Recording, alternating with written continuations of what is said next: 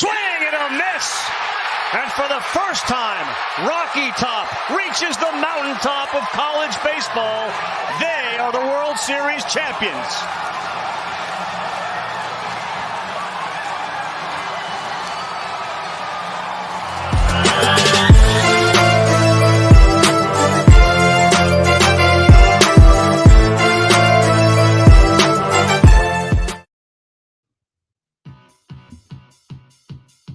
How sweet it is, baby. How sweet it is.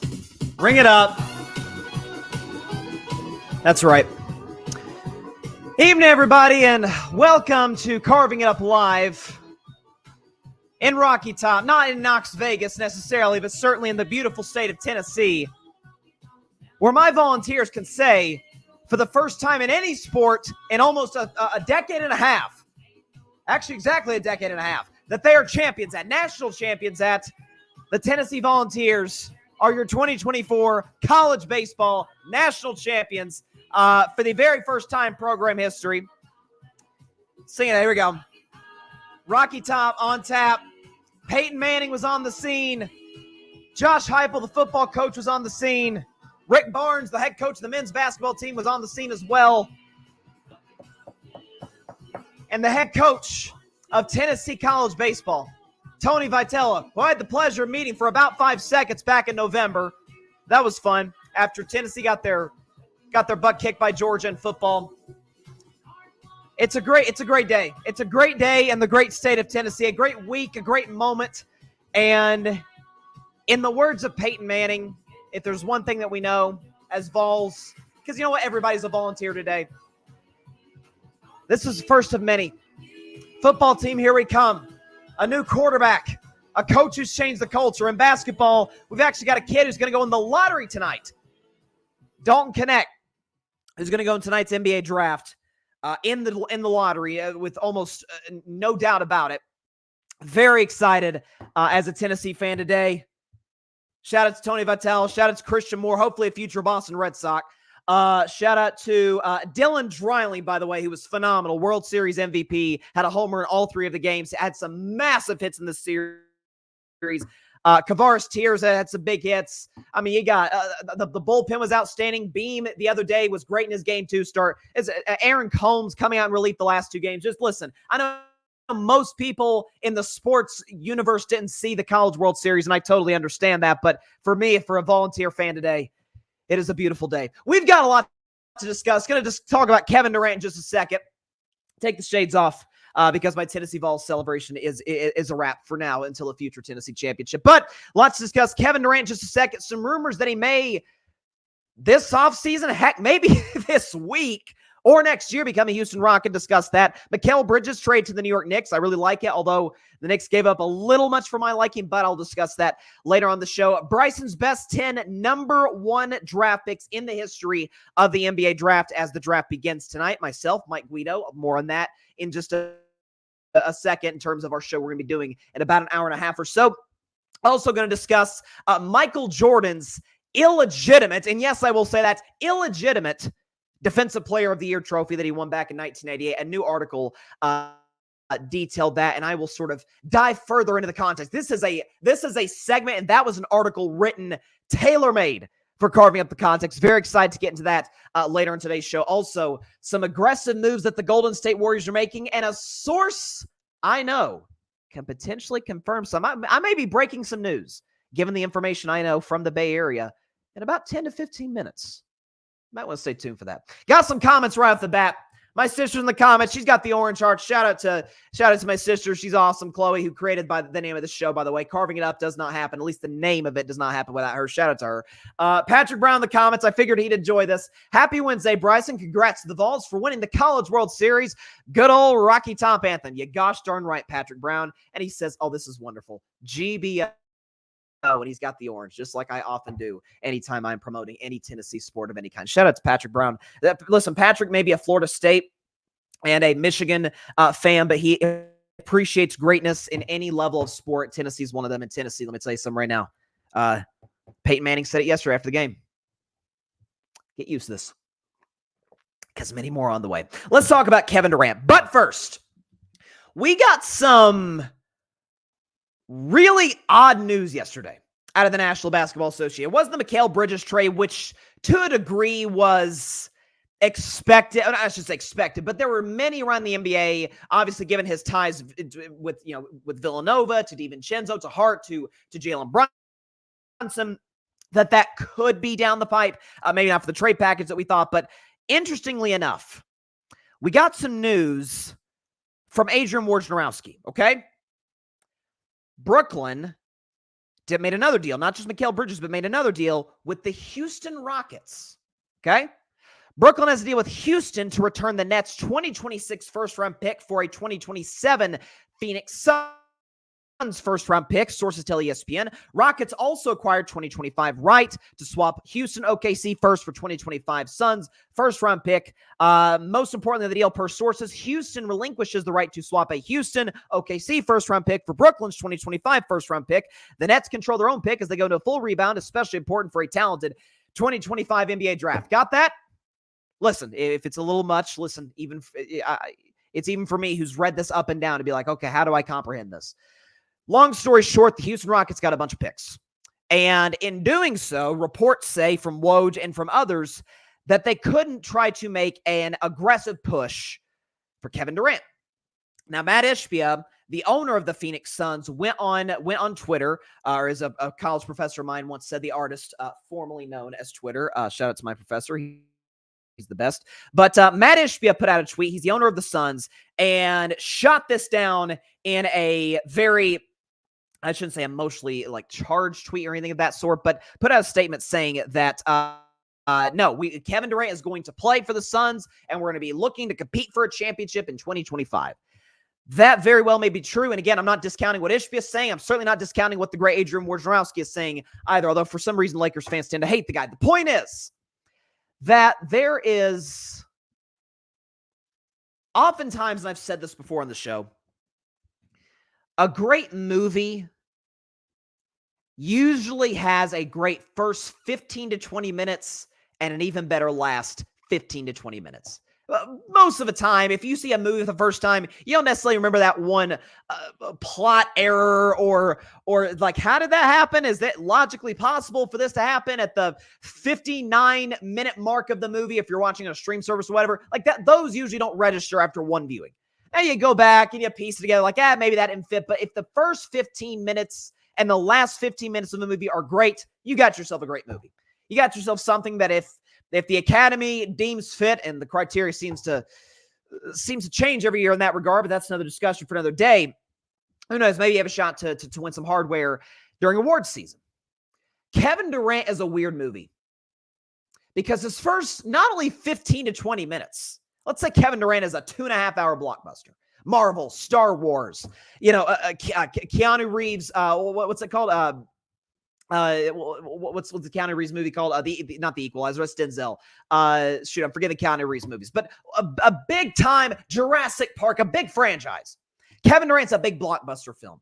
And the first hour and a half, it's a 2.5-hour movie, hour and a half to hour 45 minutes are, wow, this is amazing. The cast is unbelievable. The plot, and here we go. We're going to have this big dramatic ending, and what? And the last 45 minutes is kind of a head scratcher.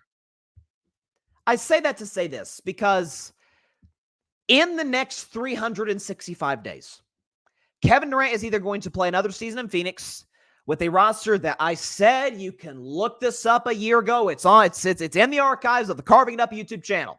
That when the Phoenix Suns made the Bradley Beal trade and put together a roster that makes plenty of sense on 2K, not as much in real life basketball because they have no point guard, a soft big, unreliable bench, and not really a great perimeter defender. And they downgraded a head coach. I'm like, call me crazy. Love Kevin, love D-Book, like Beal. Don't think this is going to work. Either he's going to play for that again with Coach Bud, who is he that much better than Frank Vogel? It's kind of a wash in that regard. Or he's going to play for a Houston Rockets team that has a very bright future. Okay, you got Jalen Green, who showed serious promise toward the end of last season. Alfred Şengün, who's kind of like a poor man's Jokic. It feels insulting to call him that, but Şengün's a nice player. Jabari Smith Jr., I still believe in. I know he's not been as good as Banchero or Chet Holmgren thus far. I still think he has the tools to be a really good NBA player, and I think Ime Udoka is an excellent head coach. But they never won before. And by the time they get a Kevin Durant, who is going into year 18 of his career, who's still great, Kevin Durant is still as efficient of a scorer as we've ever seen in the history of the NBA to this very day. But Houston's never been in the mountaintop. And if there's one thing that we know about teams that have never quite gotten to the top and they're very young, we normally don't see superstars at the very end of their prime / career turn it around. We just don't. I mean, LeBron's kind of the exception to that in LA, but that's usually not how the system works. So either going into question marks in Houston with a very young roster, or he'll be going back to Phoenix with a team that makes virtually no sense. Back to my movie analogy. This is the first hour and a half, hour 45 of the Kevin Durant film, and it is phenomenal. Between 2009 and 2019, 2009 was the 9-10 season was KD's first playoff appearance. So that's what we're going off of up until his last year in Golden State. In that span, 2009 to 2019, Kevin Durant won 2 NBA championships with a couple finals MVPs on the side, 4 finals appearances, 6 conference finals appearances. He was 6-time All-NBA first team, a 4-time scoring champion. He did that in a 5-year stretch, by the way, and was 88-51 in the playoffs, won 63% of his playoff games. That's pretty good. But the last 45 minutes of the Kevin Durant film is really unsatisfying. Between 2020 and 2024, Kevin Durant, 0 NBA championships, 0 finals appearances, 0 conference finals appearances. Trae Young's done that in that span. Okay, 0-time first-team All-NBA guy, 0-time scoring champion, and is 5 games under 500 in the postseason. This is like a movie script where it would be like if the director, if the guy who wrote the screenplay or the woman who wrote the screenplay put it together and then left the project, or there was some schedule differences and it really couldn't work, and you sort of just, you had the lead actor, lead actress, leading man, leading woman, take it, see what they can do with it, try and patch it up at the end, but it's really clunky. But the people in it, if it's like a Tom Hanks or a Julia Roberts, a Denzel Washington, someone of that sort, someone like that, and it's just kind of weird at the end. That's Kevin Durant's career, and it's unfortunate. And again, I don't want to beat a dead horse. I'm going to talk about the Warriors in about 5 minutes. I don't want to beat a dead horse, but it goes back to what I said. I said this when Phoenix was eliminated, but I've been saying it for the last 5 years since KD left Golden State. That anybody, let's say Kevin stayed with the Warriors, there's no question he'd have more championships. Therefore, Steph would have more rings. The Warriors would probably still be a dynasty going strong, albeit at the end. That anybody who 8 years removed from Kevin Durant leaving the Oklahoma City Thunder to go to the Golden State Warriors, let's say he was still there, anybody who was still holding that grudge against him 8 years ago really aren't grown-ups, if we're being honest. If that's really eating at you at night, and Kevin's talked about that on social media before, if that's something that genuinely just digs you, oh my gosh, I'm so mad at Kevin Durant. If he were still with the Warriors, by the way, and certainly today, now he's been with 2 other teams since then, it's like, grow up. Like, it's, who cares? I don't know why you're still bothered about this. You compete with them. Beat them straight up. Quit complaining about it.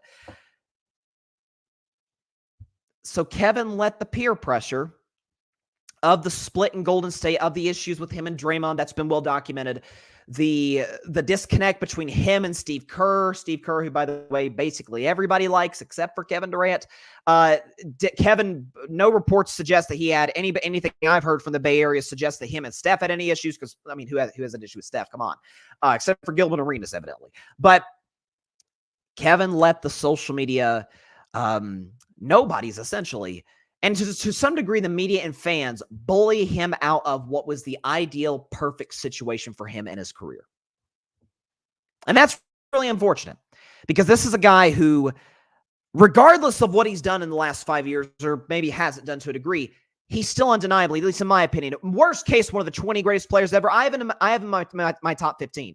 Another title, hey, we may have a discussion about at least a knock on the door, coming up to the door of a top 10 potential appearance in the NBA's 10 greatest players of all time. But it's a series of decision-making, trusting executives, coaches, and players who just from a pure basketball intellect standpoint aren't even in the same galaxy as Bob Myers, Steve Kerr, and Steph Curry.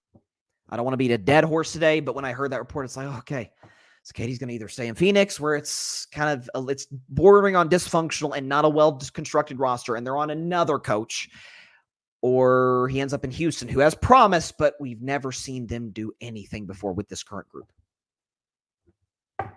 Meanwhile, Steph Curry, I'm about to talk about in just a second, looks like he may be getting another star teammate, all-star caliber teammate. It's just a thought to be pondered. Just a thought to be pondered. Let's see what we got here. We've got some news. Oh, wow. So John just broke this. I saw it on my phone because of what John said. I'm going to put his comment first, and then I'll talk about the KD comments. OG Anunoby signing back with the Knicks. Wow. They must have really finagled that cap, huh? And the second apron and all that. So let's see what we got here. Wow. 5 years, $212 million. Okay, I had a Mikal Bridges take earlier, prepared for the show. I'm going to have to revise that because Mikal Bridges is my last take of the day. I'm going to have to revise that by then because so now you've got Brunson, OG, who we know the impact he had when he was healthy for the Knicks once they acquired him from Toronto, Mikal Bridges, DiVincenzo, Hart, and by the way, Julius Randle. And they're going to lose Isaiah Hartenstein, a good player.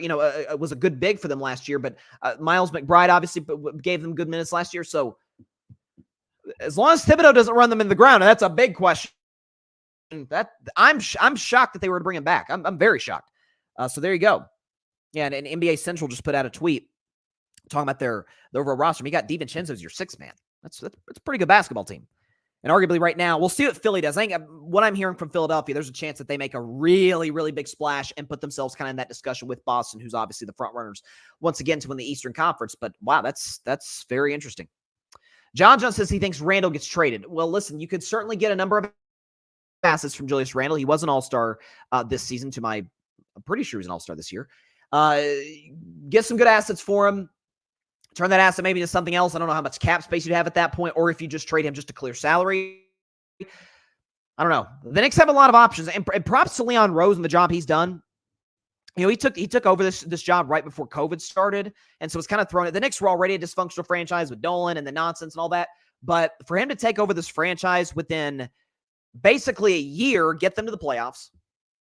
2 years after that, get them to another playoffs, win a series. This year they win a series and are in a game 7 with a shot to go to the Eastern Conference Finals. Like Leon Rose, let's give him a ton of credit because he's done a fantastic job with this organization.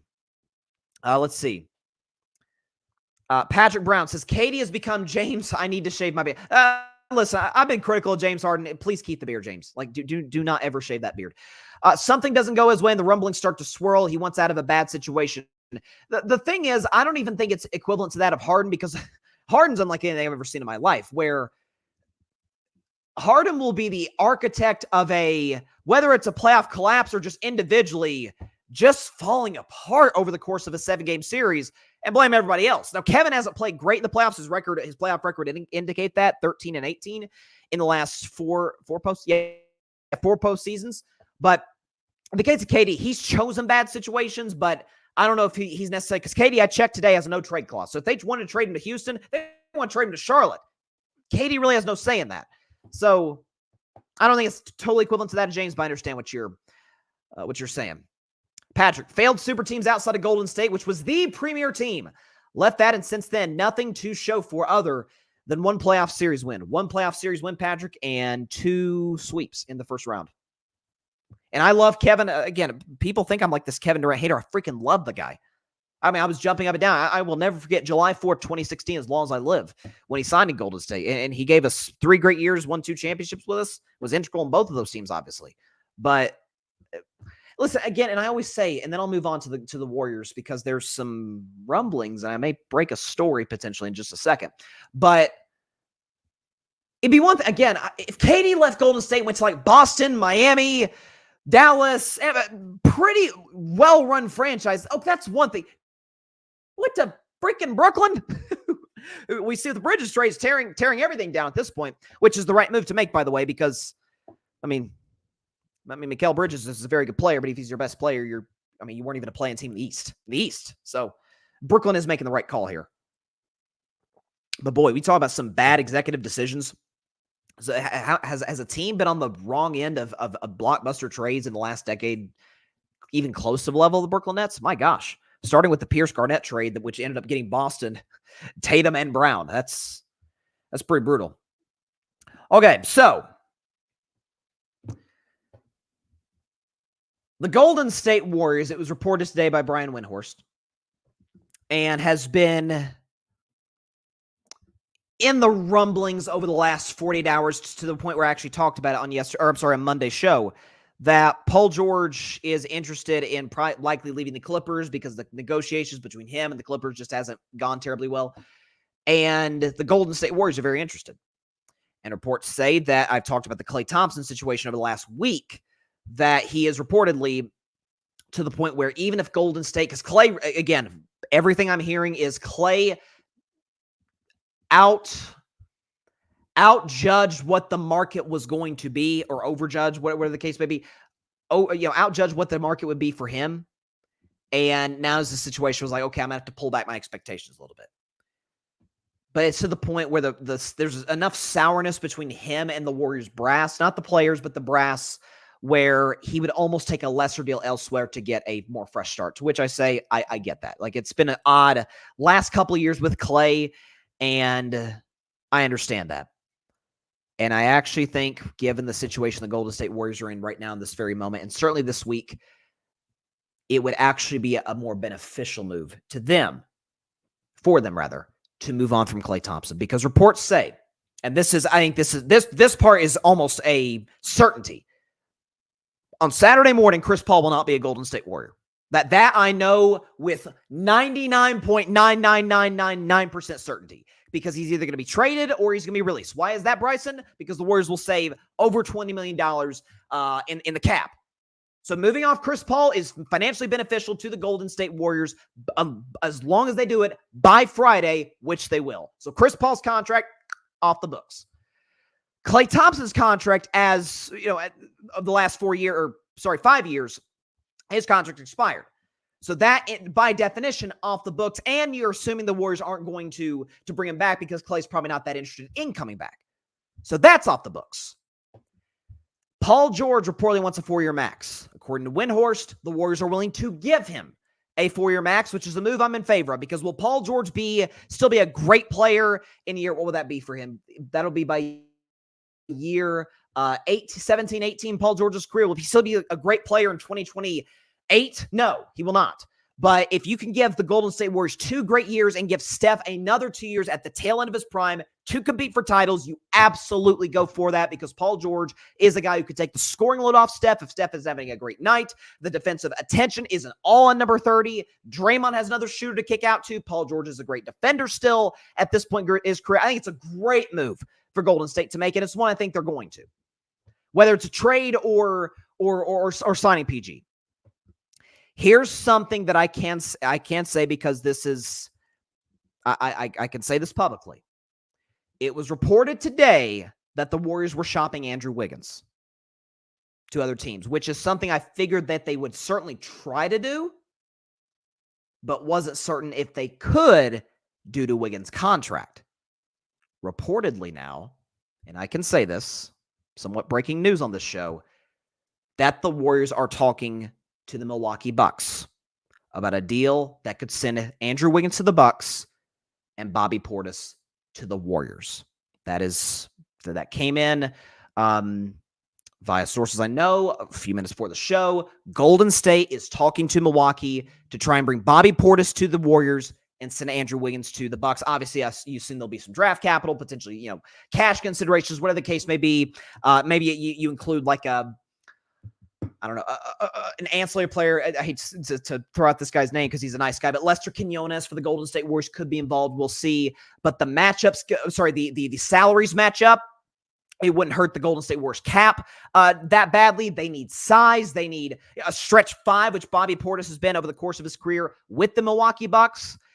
And so that there's no done deal. This is not like, oh, breaking news, the Warriors should trade for Bobby Portis. But they are talking right now as we speak to the Milwaukee Bucks to bring Bobby Portis to Golden State and send Wiggins to the Bucks. Now, I don't think that necessarily means that the Warriors are out on Paul George.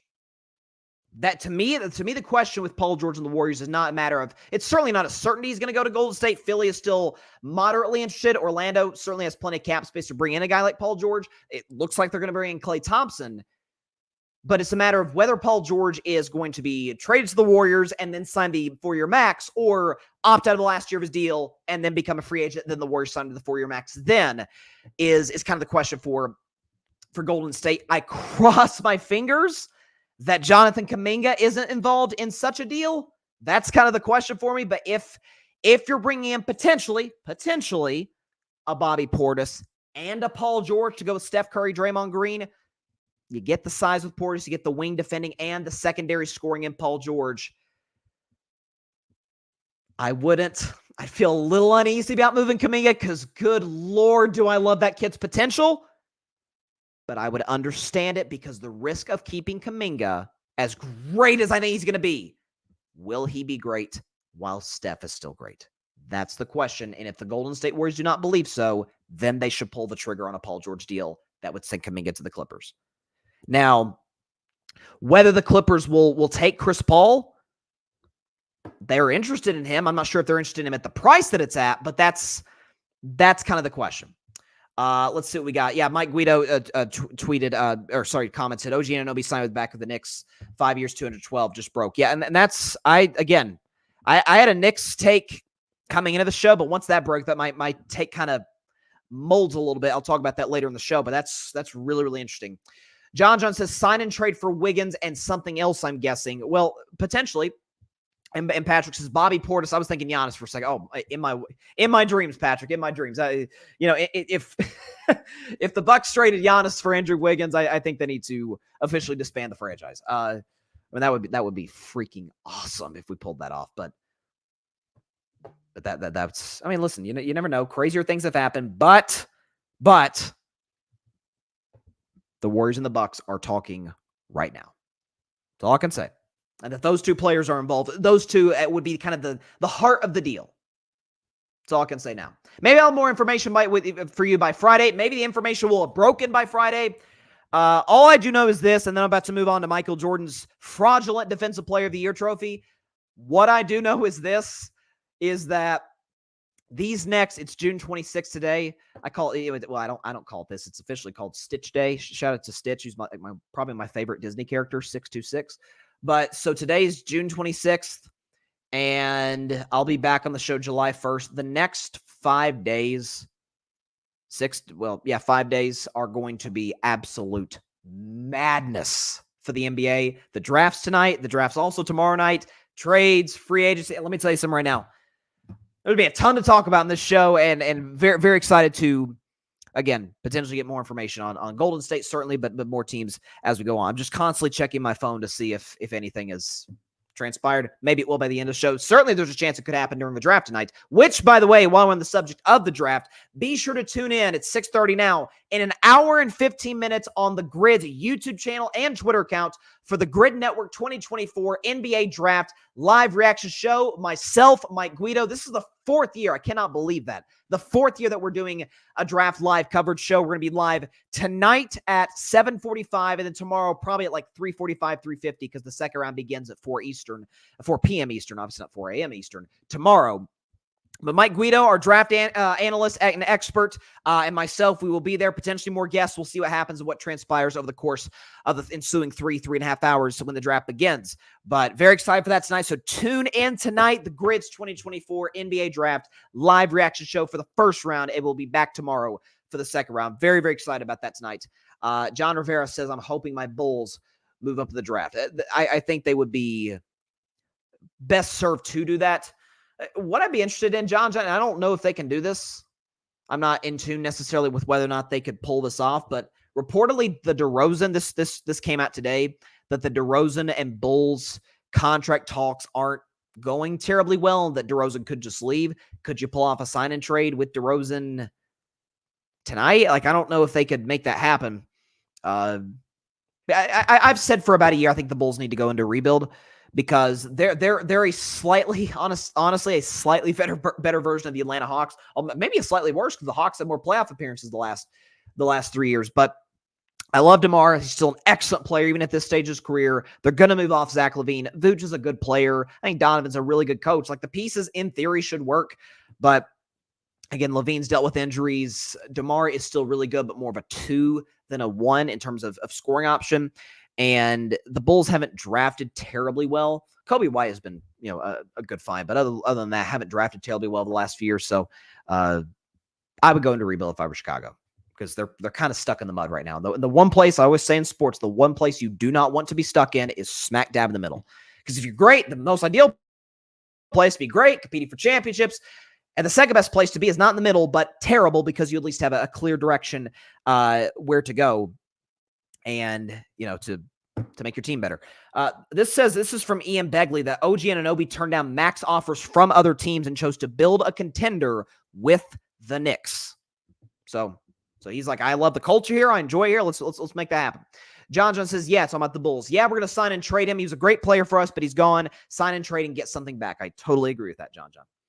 Speaking of the Chicago Bulls, they had a player back in the day who wore 23. I'm sure a lot of you out there are moderately familiar with him. And very interested to discuss this. So a recent article came out.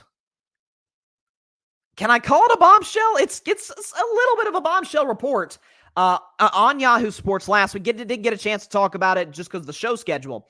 Tom Haberstroh wrote a piece, and the title, a closer look at Michael Jordan's 1988 Defensive Player of the Year award raises questions about its validity.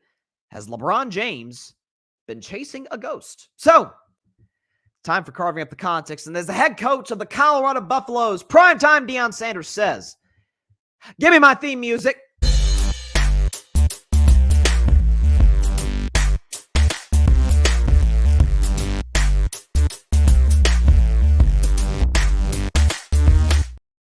On this week's edition of Carving Up the Context, we're going to discuss Michael Jordan's 1988 Defensive Player of the Year award. So, many of the, I'm going to begin my argument in this segment, in this context digging fiasco we're going to go under over the next few minutes, by saying, whenever we have the Michael Jordan, LeBron James debates, and those will be, unless Wemby someday inserts himself in that discussion someday, and who knows, he may, or someone else in the future, we're going to be debating LeBron James versus Michael Jordan until the cows come home, probably till Jesus comes back. I mean, that's just the reality of our sports discussion. It's fun. It's a little monotonous, somewhat overused, but still an interesting debate to have, because to me, it's neck and neck. I prefer LeBron, but I prefer Jordan as recently as a year and a half ago. LeBron breaking the scoring record was kind of the thing that did it for me. But I understand arguments on both sides. What we can now officially say is that even Michael's most ardent supporters will tell you that LeBron James should have won the 2013 Defensive Player of the Year award over Marc Gasol, who, need I remind everybody, was not even first team all defense. Marc Gasol was second team all defense and got Defensive Player of the Year over LeBron James. I'm still not totally certain how that occurred, but that happened. That's a reality that occurred 11 years ago. Marc Gasol's a DPOY, LeBron James does not. We can now officially say, at least from a statistical standpoint, that Michael Jordan's 1988 DPOY holds about as much weight as LeBron's non-DPOY, or if we could rephrase that, maybe DeMarc Gasol's DPOY, although for different reasons. Tom Haberstroh wrote in Yahoo Sports and talked about how there was a real kind of epidemic going on in the NBA as it pertained to home box scorekeeping, home game box scorekeeping. And he goes on to talk about in this article that in the 1980s, talking about defensive stats, the home team annually registered about 800 more blocks and about 450 more steals than the road team league-wide. For context, and this is carving up the context, this past season, this is interesting. The Homer effect, this is in the article, the Homer effect on blocks and steals disparities has all but disappeared. Just 135 more blocks at home than on the road. Compare that to 800, 135 now, 800 in the 80s. And then a measly 13 more steals per game that are registered in the box score at home, more so than on the road. Compare 13 steals in terms of home road disparity last year to 450 in the 1980s. So there was a clear and obvious Homer effect, and the article goes into great detail on this, that there was a real sort of, and it wasn't just a Chicago Bulls problem, it was an NBA problem, but it does relate to Michael Jordan, and I'll detail that in just a second. But that across the league, you saw a weird inflation in stats in the 1980s in terms of home road disparities, but only on certain stats. Not scoring, because that's an objective stat. Guy put the ball in the basket. I mean, it's 2 points or it's 3 points. It's saw the guy make the shot, we're going to give him the points.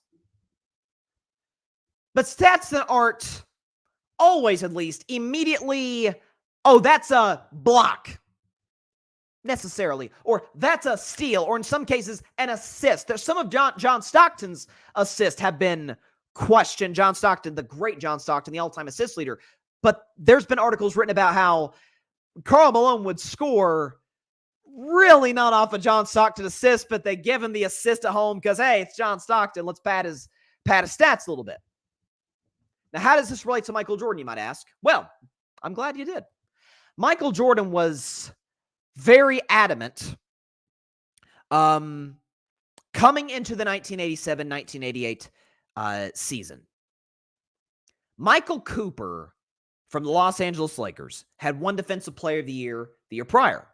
Michael Jordan believed he should have won it. And he told a reporter, Curry Kirkpatrick, on Sports Illustrated back in right as the season started in 1987. He said, and I quote, "Michael Cooper is great at ball denial, but check his other stats. This league gives defensive awards on reputation.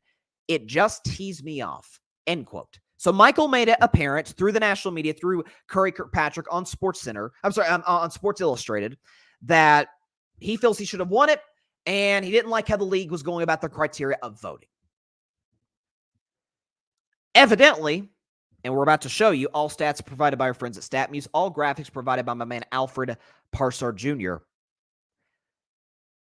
The home road disparities between Michael Jordan's defensive stats, on the road and at home, are historic. We will show you the first one if we can put this up here, okay?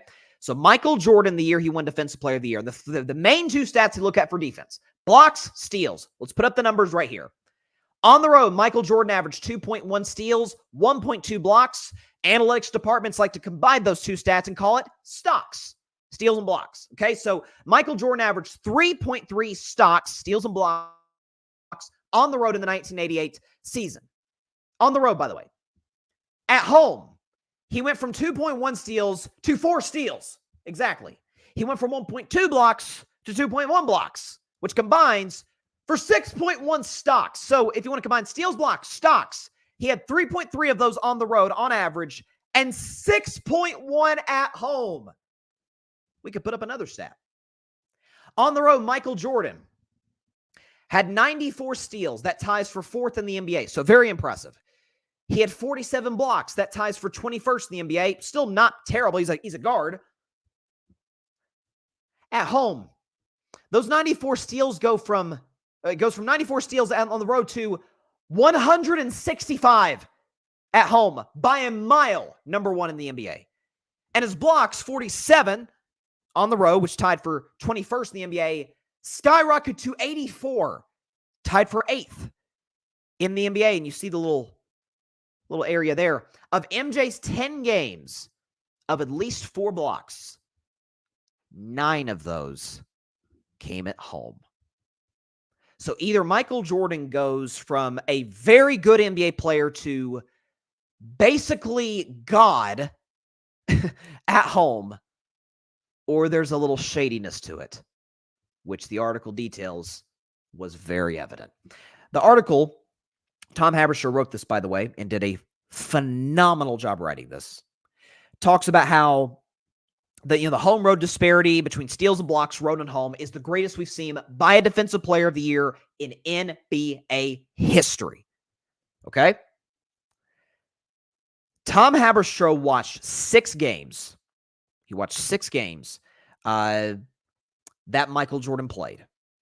I'm not going to detail, might as well detail the games. When the Bulls played the Hawks on November 20th, the Pacers on January 5th, Denver on January 7th, Detroit on January 16th, Atlanta on February 15th, and Boston on March 18th. Those 6 games, he's like, okay, those are the only 6 regular season games we have on tape, start to finish. Let's compare what we're seeing on tape compared to what was registered in the box score, and what they found was unbelievable. One game, February 15th, 1988. The Bulls played the Atlanta Hawks. This is a home game, obviously. Okay? Played the Atlanta Hawks. Michael Jordan had 10 steals in that game. The Atlanta Hawks, according to this box score, had 10 turnovers in the game. So, by definition, by the box score, every single one of the Atlanta Hawks turnovers came off of Michael Jordan's steal. That's the only way they could have turned the ball over 10 times and Jordan have 10 steals, because if a guy travels, Michael Jordan didn't get a steal. If a guy commits an offensive foul, Michael Jordan did not get a steal.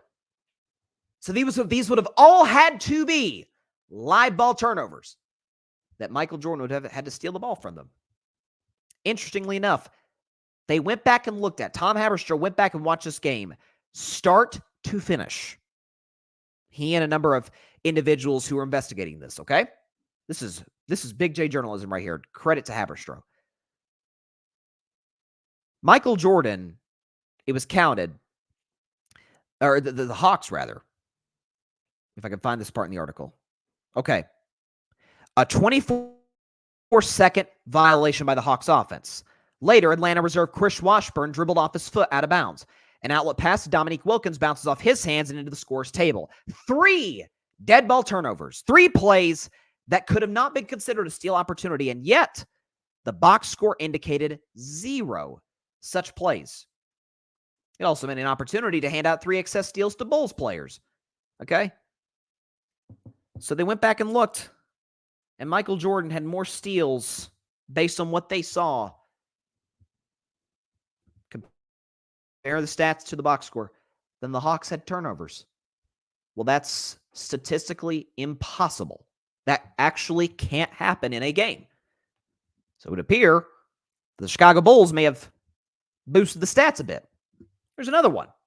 The sort of last thing we'll discuss, it pertains to this article, that Michael Jordan, this shows right here, okay? We brought our attention to Jordan's accounting. In the 6 games that they watched, that I just talked about, the 6 games that they watched, the box scores indicated that Jordan's total steal count in the 6 games that they watched, the box score said Michael Jordan had 28 steals. When they watched that, watch those 6 games, all individual people viewing these independently, they counted 12 Michael Jordan steals. So the box score gave him 16 excess steals. In other words, at least from a statistical standpoint, Michael Jordan's 1988 Defensive Player of the Year award is not only tarnished, but it's illegitimate. Because, again, and the article discusses the home road disparities, and listen, you got to consider this 1980s. There's no social media. There's not a one NBA writer talked about how Defensive Player of the Year back then wasn't looked at as a very important award, really, so that people didn't put as much effort into that as they did like MVP, Coach of the Year, stuff like that.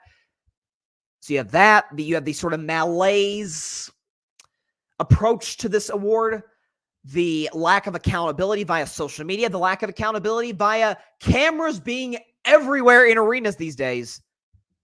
So the Bulls stat keepers thought they could be real slick until 4 decades later, people found out shady business going on at Chicago Stadium as it relates to MJ stats. So you can still, despite this, argue Michael Jordan's the greatest basketball player ever. But an argument has been stripped away in terms of, hey, MJ's got one Defensive Player of the Year, LeBron has none. We know in reality, we knew for the last 10 years, LeBron was Defensive Player of the Year clearly over Marc Gasol in 2013. For some reason, they gave it to a guy who was second team all defense. That I'll never understand. And Michael, on the other hand, won his award via juice stats, via in no other uncertain, I can put this no other way. Some of these, not all of them, of course, some of these are flat out fake stats. The film shows it. The box score is not consistent with what the film shows. And the home road disparity is, let's just say stark.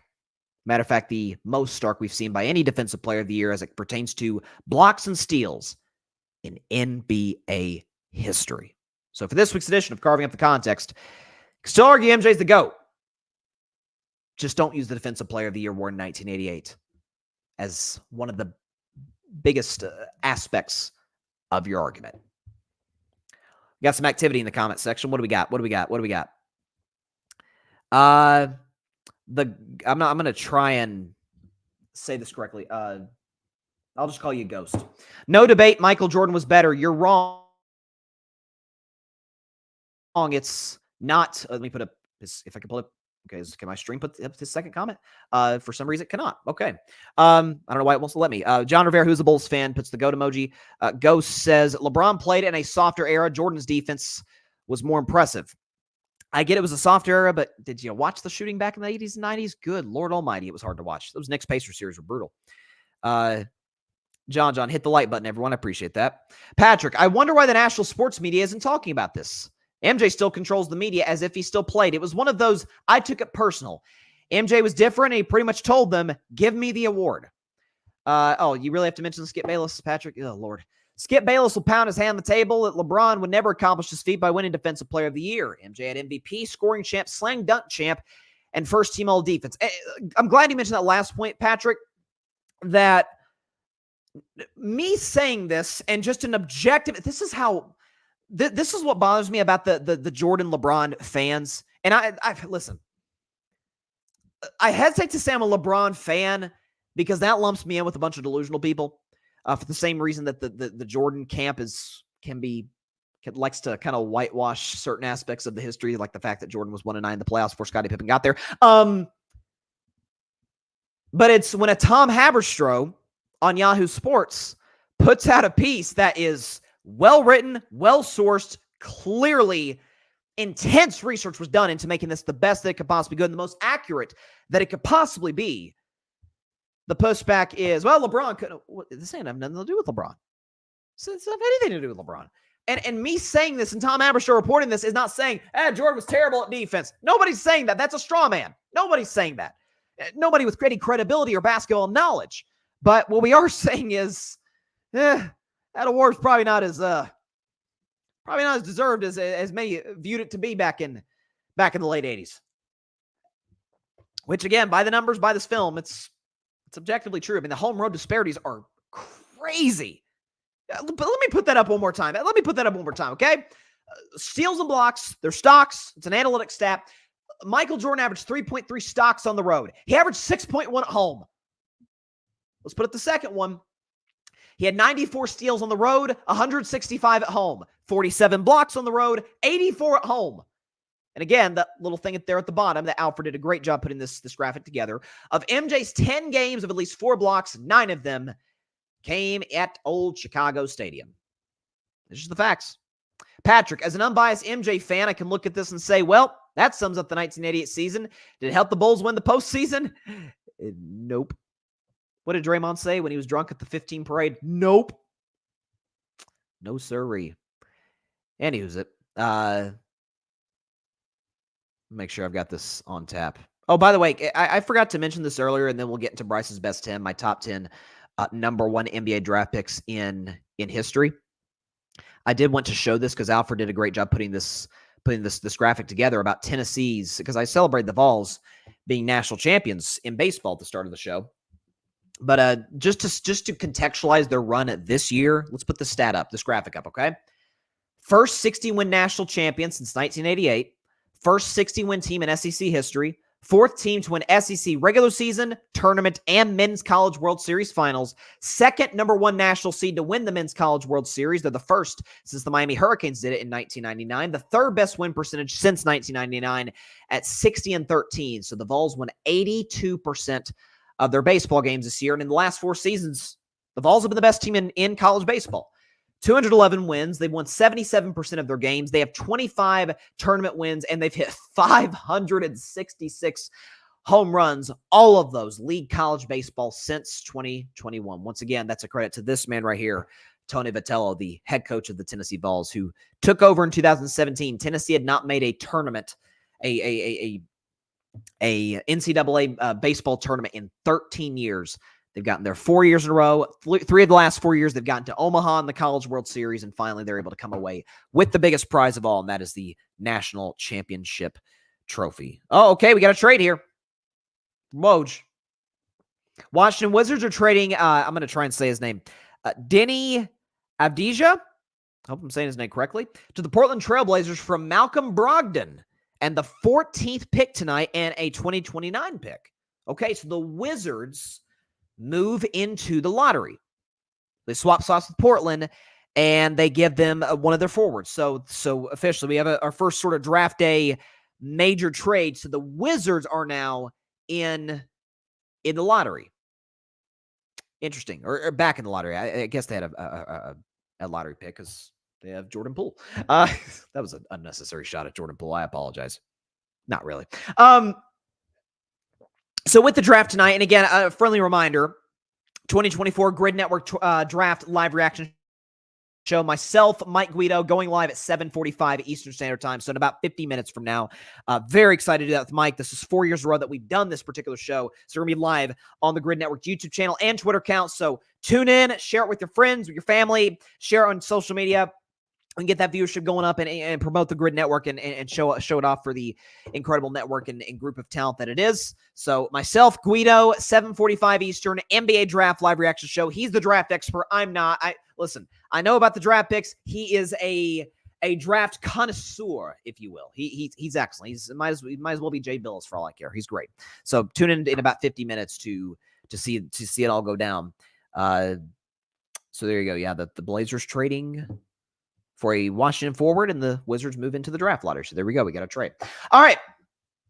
I haven't done Bryce's best 10 in a few weeks, really, because we haven't had that many things to rank. Like during the football season, it's easy. Just do top 10 teams every week. It's who's the best team? Oh, Chiefs. Okay, that's easy. 49ers are second or whatever.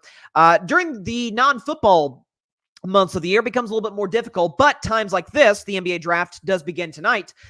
We've had, I went through NBA history. We've had some great number one NBA draft picks. You're like, Bryce, is that all that shocking? Well, I mean, relative to the NFL, there's been great number one picks in the NFL, not to the point in terms of the disparity between NFL and NBA number one picks, at least from what I've seen, appears to shift in the NBA's directions. I mean, there are Hall of Fame guys that did not make this list for my top 10 number one picks ever. Bill Walton, the late, great Bill Walton's one of them. He didn't make this list, and he was a great player.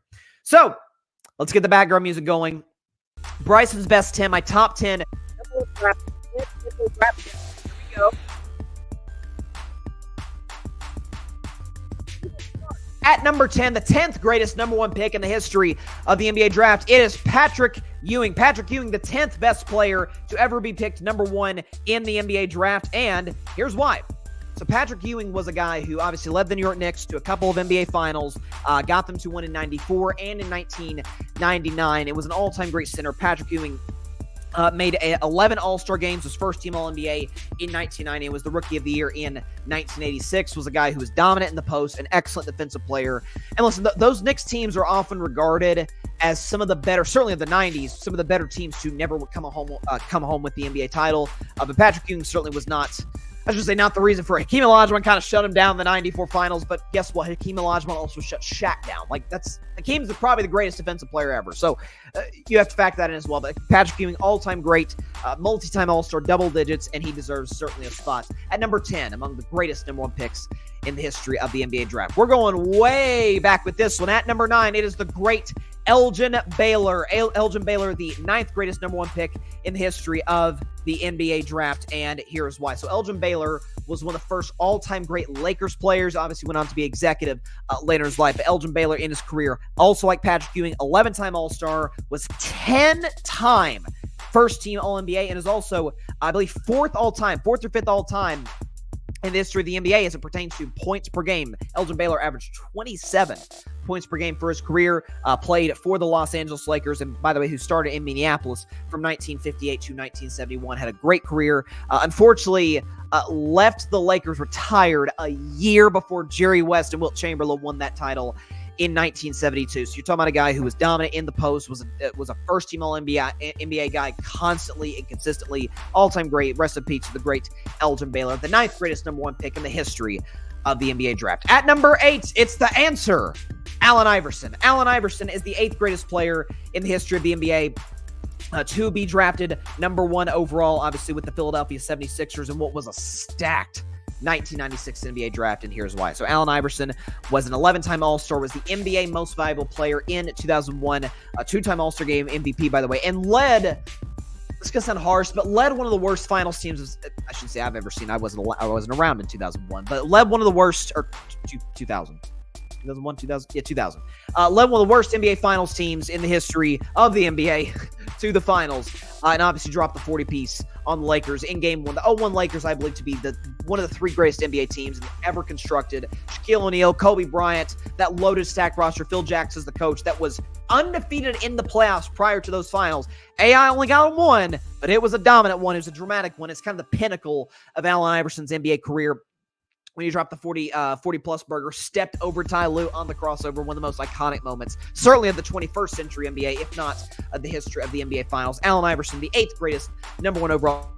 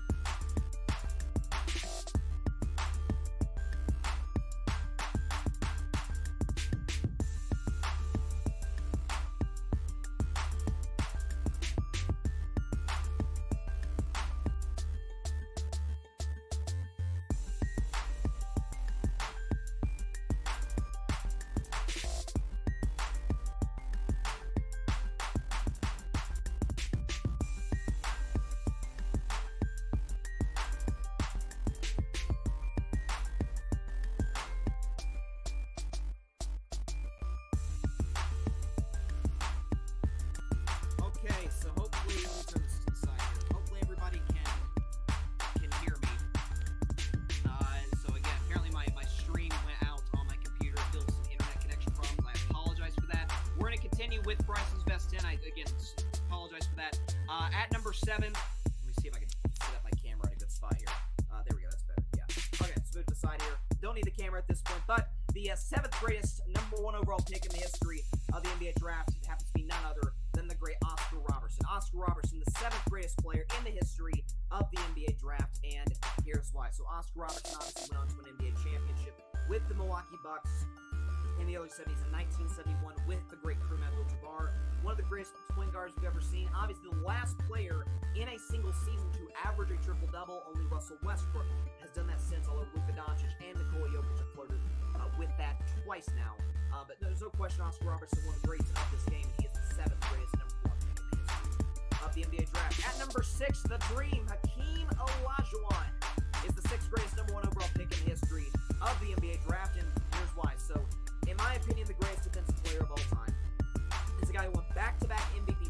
back-to-back MVPs back-to-back titles rather, back-to-back titles in 94 and 95. He is the last player outside of Giannis to win MVP and Defensive Player of the Year in the same season. People tried to discount this guy or discredit this guy as if, oh, hey, he's the only, he won the 2 titles in 94-95 only because Jordan was retired. Discounting the fact that Jordan was playing in the 95 playoffs, lost to Magic, who the King absolutely dominated in those 95 finals. One of the most impressive title runs in NBA history was those 95 Rockets team. When they came back, they were the 6th seed, came back, obviously Clyde Drexler was on that team. They went on to win the NBA title that season. Hakeem Olajuwon, a fringe top 10 player of all time in my estimation.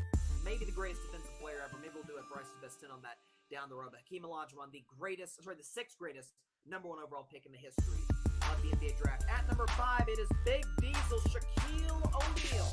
Shaquille O'Neal, the 5th greatest number 1 overall pick in the history of the NBA draft. And here's why. Do I really need to tell you why? This is MVP. This is a countless-time All-Star.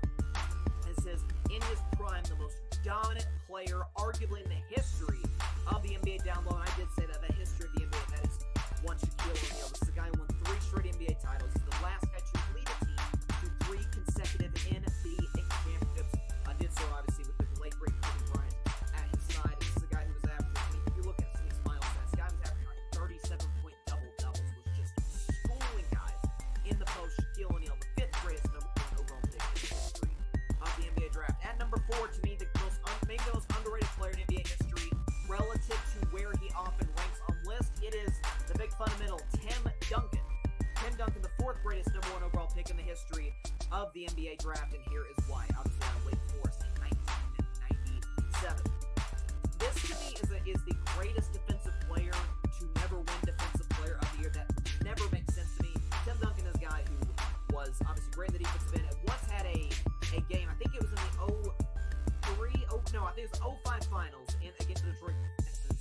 He put up a darn near quadruple double. Okay, this is a guy who was efficient. He was one of the all-time great leaders in the history of the NBA. And by the way, on the side, won 2 MVPs and 5 championships. He's undoubtedly the greatest player at the history of his position. Tim Duncan is the greatest number 1 overall pick in the history of the NBA draft. We're going to go to number 3 now. Magic Johnson, is the 3rd greatest player in the history of the NBA draft to be drafted number 1 out of Michigan State in 1979. Magic Johnson, to this point, the greatest point guard of all time, although Steph Curry is certainly knocking on that door. This is a 5-time NBA champion. This is a guy who won, I believe, 3 league MVPs, led the Dynasty Showtime Lakers of the 1980s, and in the 1981 Lakers to an NBA Finals where they lost to Michael Jordan Chicago Bulls. This is a guy who had exceptional passing ability. He really was a pioneer for what we see down the road now with LeBron James, with Luka Doncic, like big guards who can score. LeBron's obviously a better scorer than Magic, but and Luka's the same. But great passer, high basketball IQ. It really didn't hurt matters. They have a great Kareem Abdul-Jabbar at his side, but this is a guy who led an all-time great dynasty. Not many guys in history in the NBA, even among all-time greats, that can say that. Magic Johnson, no question, the 3rd greatest point guard. The greatest point guard, the 3rd greatest number 1 overall pick in the history of the NBA draft. At number 2, to me, the 3rd greatest player who ever laced him up, it is the great Cap, Kareem Abdul-Jabbar, the 2nd greatest number 1 overall pick in the history of the NBA draft, and here's why. So, I don't think, unless you think it's Bill Walton, I don't think it's remotely deniable that Kareem's the greatest college player. This is a guy who rarely lost it all in college, 3 national titles, the whole bit, we get the deal, but let's talk about what he did in his NBA career, and that is, from a pure accomplishment standpoint, do we put him above Michael Jordan, LeBron James? I'm dead serious. This guy won 6 NBA titles, won a record 6 league MVPs, 2 finals MVPs, and I don't know, for almost 4 decades with the all-time leading scorer in NBA history. That's got to count for something, right? I mean, I would imagine this is a guy who had the most unstoppable shot in the history of the NBA. Beautiful sky hook. This is somebody who, obviously, we know what he's poured into off the court as it pertains to social justice efforts and whatnot, but this is somebody who was kind of the first all-time great player to show sustained longevity with great play over the course. In the last year of his career, he's still averaging well into his 40s, if I recall correctly. He still was averaging in the double figures, about 14 points per game. This is a guy who played the last game of his career was the 1989 NBA Finals against the Bad Boys Pistons, so he's still getting it done at the highest level. Kareem Abdul-Jabbar, the 2nd greatest number 1 overall pick in the history of the NBA draft. And at number 1, whether you think it's Jordan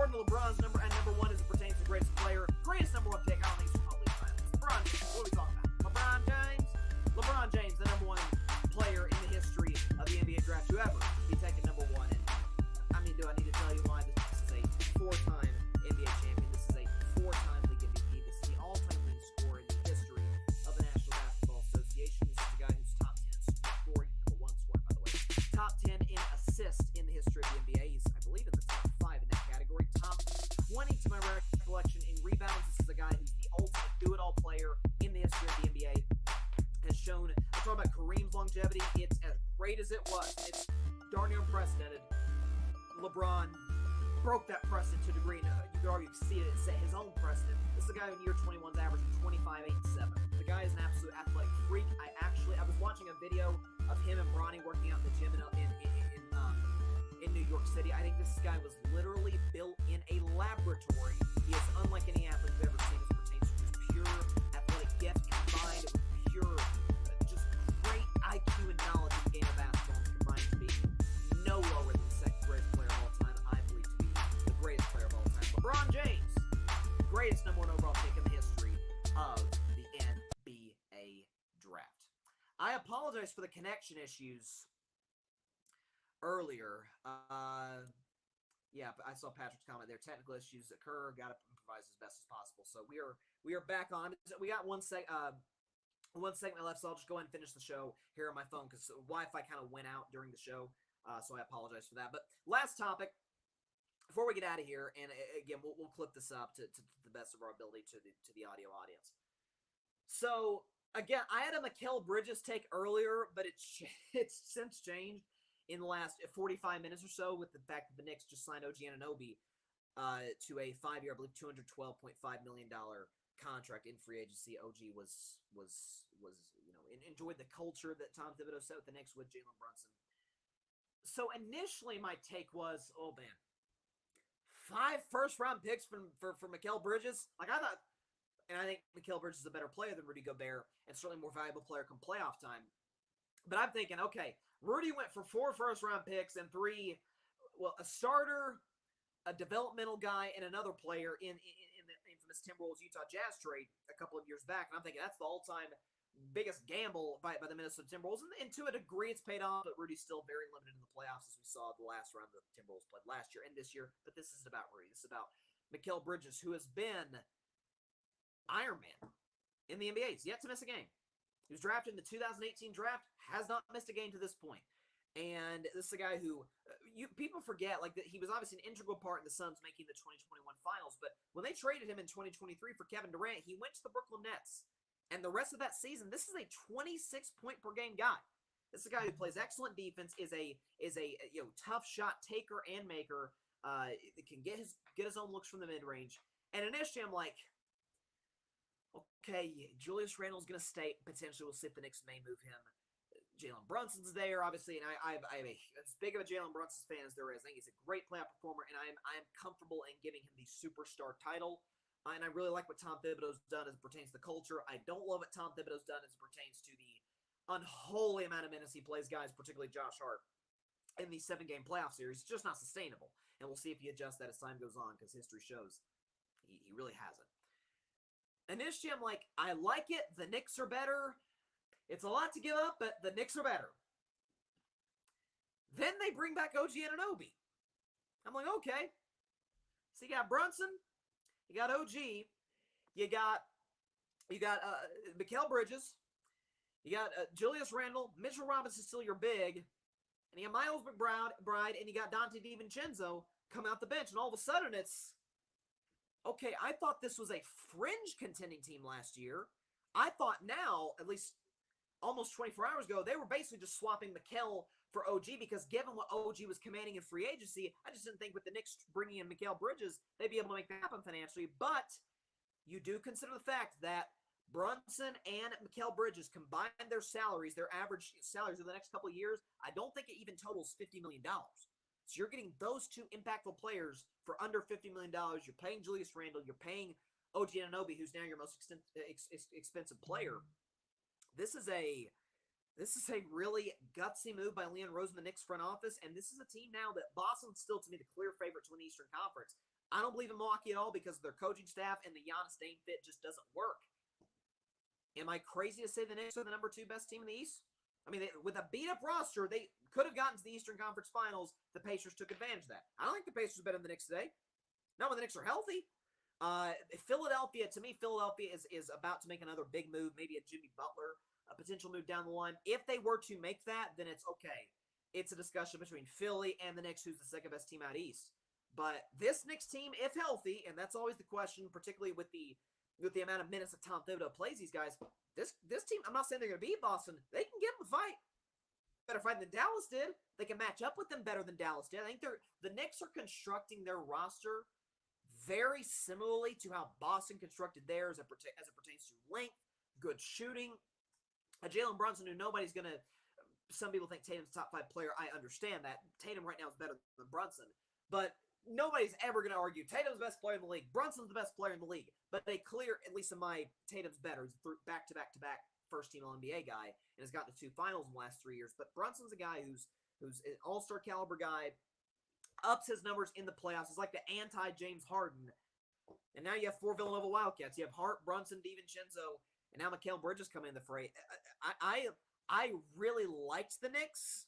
I thought 5 first-round picks was a lot for Mikal Bridges, but I liked the Knicks bringing in Mikal Bridges. I thought it made them better. But I said that anticipating OG Anunoby was going to leave. Now they're bringing him back. Man, the Knicks have like a 2-year window to me from a financial standpoint because then they're going to have to work on the Brunson and Bridges tracks. They're in position to be in championship contention. As weak as the Eastern Conference is right now, I don't believe him. I believe in Giannis. I don't believe in Milwaukee. Philly, again, who's that third piece going to be with the cap space they have? I don't think Orlando's ready quite yet to go on an Eastern Conference Finals run. Maybe I'm wrong. I do love Paolo. I'm telling you, I've been skeptical of the Knicks over the years, not in the last couple. Love what they're doing. So props to Leon Rose. And Tibbs, don't play them 47 minutes a game, okay? I don't think that's asking too much, but we'll see what happens as time goes on. But as long as we have no comments left, that is – I saw Twitter. It looks like our Wi-Fi is back on the computer, so that's convenient. I think I saw a Twitter notification that looked to be an NBA one. I'm going to pull this up super fast. Again, we're just improvising on the fly, ladies and gentlemen. That's what we're doing. Let's see if we can pull this off and see if I can sign into – okay. That doesn't look like it's going to work. But at any rate.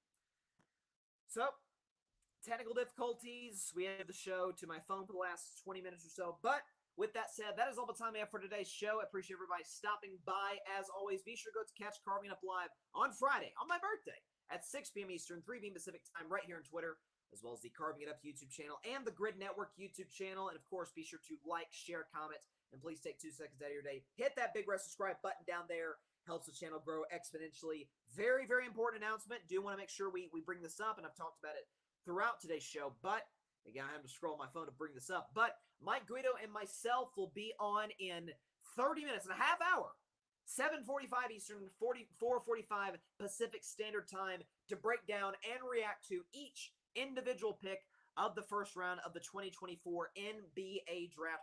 There's no consensus. Okay, this is not Wemby last year, ladies and gentlemen. First of all, there's not talent that's to the level of Wemby, clearly, but Alex Sarr could go number 1. The other kid from France could go number 1. So we'll see how that plays out. But no consensus on who the first pick will be tonight. So from the jump, we're going to have some drama. So very excited to do that with Mike. Stay tuned in 30 minutes.